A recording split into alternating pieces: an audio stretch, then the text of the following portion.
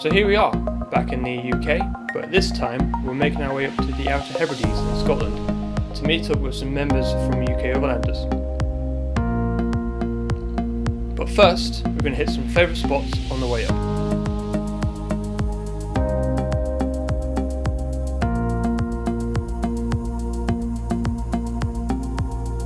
Our first stop is Keswick, in the Lake District.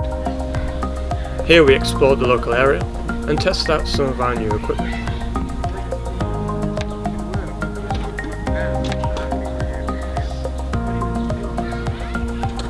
Despite the typical Lake District weather, our new solar panel setup seems to be working out great.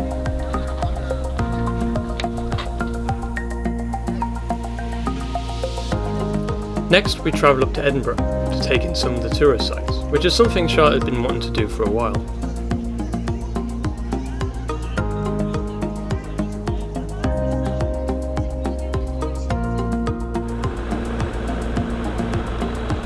As we made our way further up north, we explored the Lochs Forest Drive.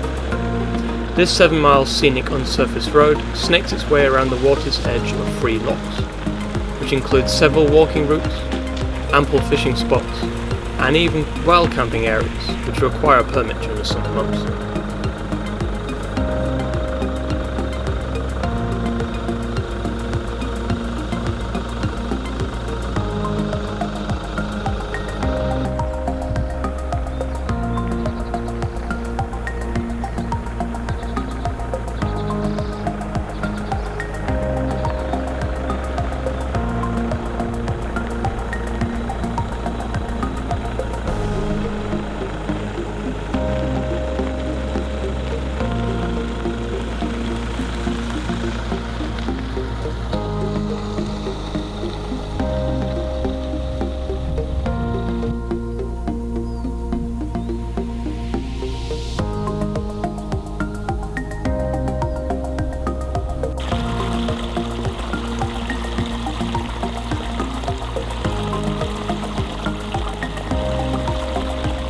I even managed to get Charlotte behind the wheel, which was the first time driving the Hilux since recently passing her driving test.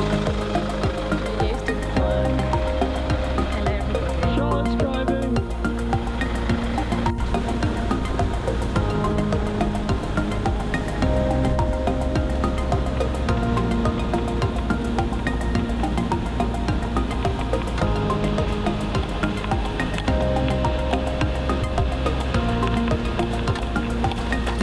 This is a great spot to stop for a bit of lunch, and if anyone is interested in doing the drive, I will link the information in the description below.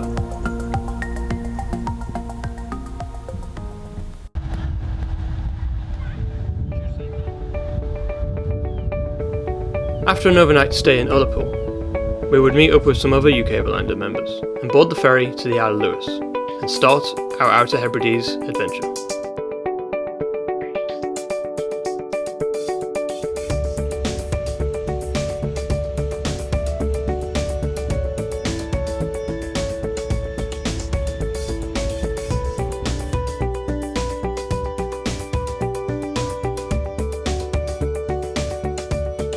Pulling off the main road and onto a small track led us to the warm welcome of our hosts, the owners of this amazing lochside property, where we would spend the next week swapping skills and stories, as well as taking in some awe-inspiring scenery and making some new friends along the way.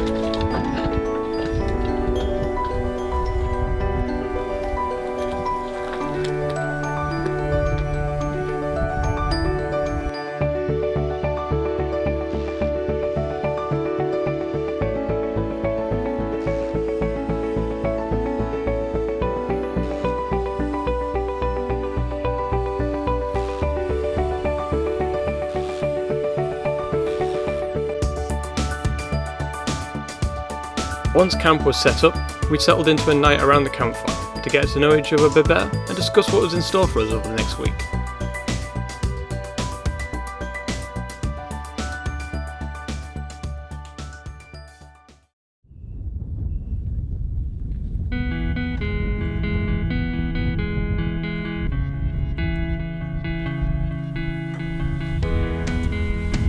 We started off by making a wood rocket stove, which is also known as a Swedish torch. Once made, these create a smokeless and enclosed frame heat source for a campsite cooking. These can be put out and relit very easily.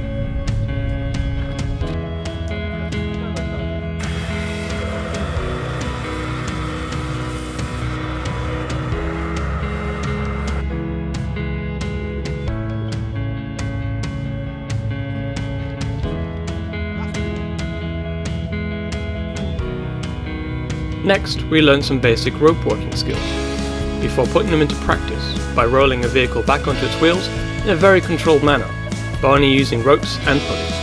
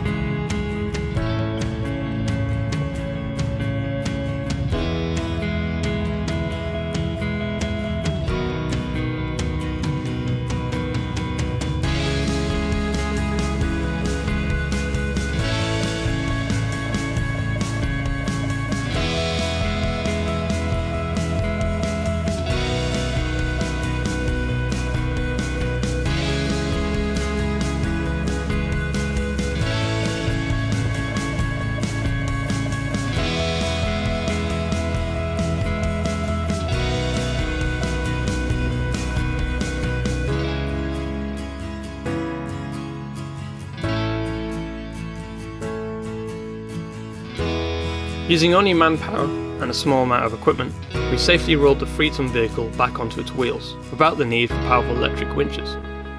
Which just goes to show, sometimes we need to roll back to basics to make us realise we don't need all the Gucci gear to get the job done.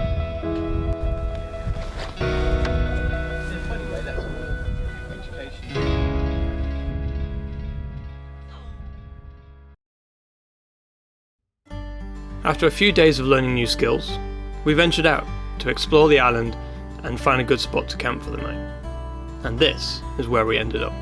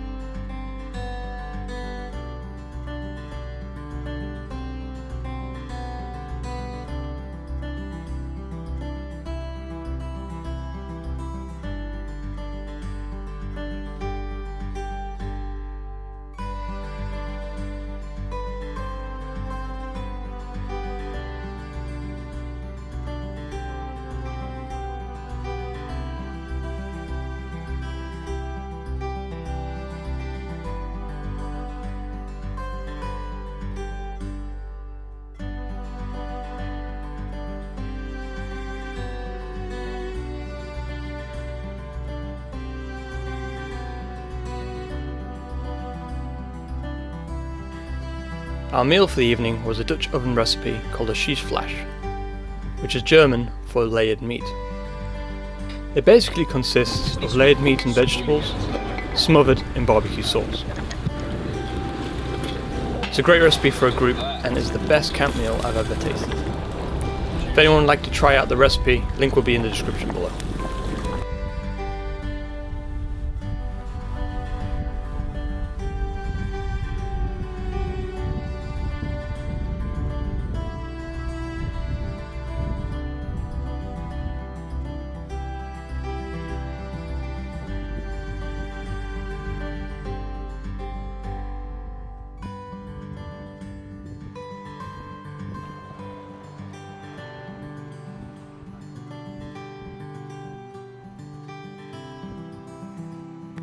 It would prove to be the best night's camping we have ever experienced. Great food, great views, and even better company. However, this is where our luck ran out.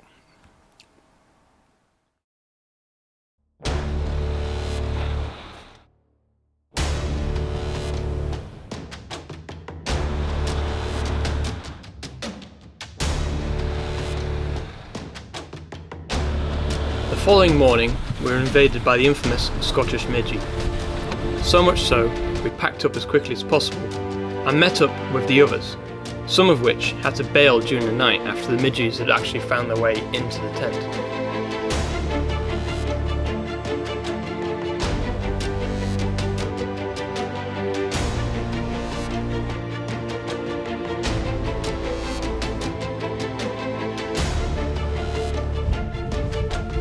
We took the rest of the day to visit the Callanish standing stones, which are said to be just as old, if not older, than Stonehenge, and shares a similar cultural and spiritual historic significance.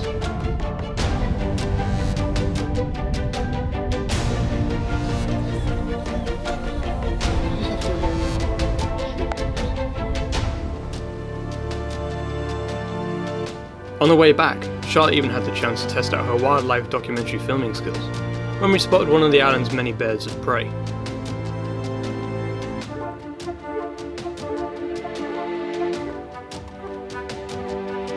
With our time on the island drawing to a close, we stopped off for one last tea break to take in the epic scenery the Outer Hebrides have to offer. This place is unlike any place we've ever visited, and we believe it's the last truly remote place left within the UK, with less than 25 people per square mile on the Isles of Lewis and Harris. Some surrounding islands are still completely uninhabited, even to this day. Jersey, in comparison, has a population of approximately 1,480 people per square mile. We definitely recommend the Outer Hebrides for a unique overland destination, for its vast variety of landscapes and level of remoteness that allows you to find your own little piece of the island to enjoy away from the hustle and bustle of everyday life.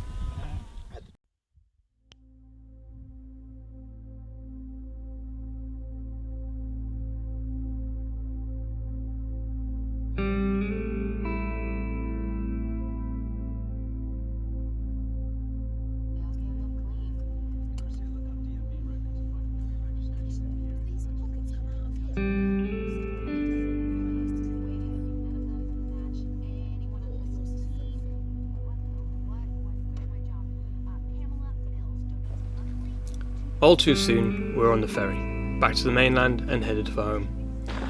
But not without taking in one last forest track.